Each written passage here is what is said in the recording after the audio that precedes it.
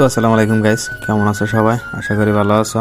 তো আমিও ভালো আছি। তো বাইকে অল্প তেল আছে, ভাবলাম কেমনে করে তেল টুকা ফুরান যায়, তার জন্যই কিন্তু বাইরে এলাম। এখন গেতাছি আমরা কমলাবাড়ি, মানে আমি এলাকা যাম না, আমার লগে আরো একজন আছে।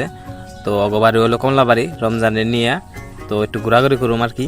আমি কিন্তু বেঁচে থাকতে ওরা ফোন করে কইছি যে তুই বাইরে থাক, আমি আইতাছি তোরা নিবার। তাও আর লেটই হলো। যদি লেট করার মধ্যে কোনো প্রাইস থাকতো, কিন্তু ওইটি ফার্স্ট প্রাইস পাই।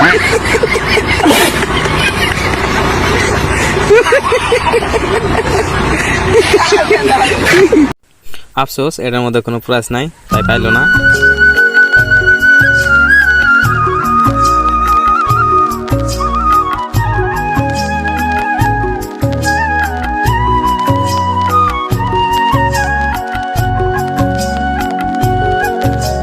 তো আমরা কিন্তু রিয়েলি গেছি অনেক ঝালমুড়ি খাবার, কিন্তু অনেক যাইয়া দেখি আমরা যে দোকানে দিকে ঝালমুড়ি খাই এই দোকান তার মানে আজকে আহে নাই কি আরে বা।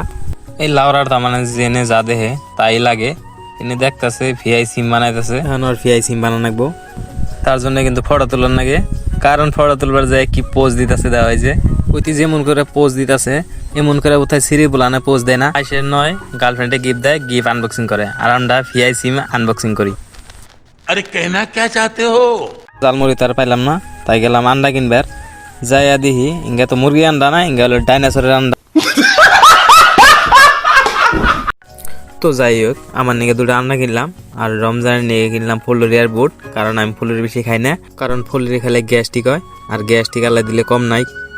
তো আন্ডা খাওয়া হয়েছে, ফুলুরি খাওয়া হয়েছে। রমজানের কইলাম তুই একটা পানির বোতল নিয়ে আয়, তো রমজান পানির বোতল এনে দিল।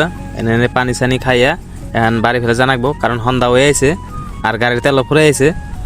তো গাইস, আজকের ব্লগটা এই পর্যন্তই।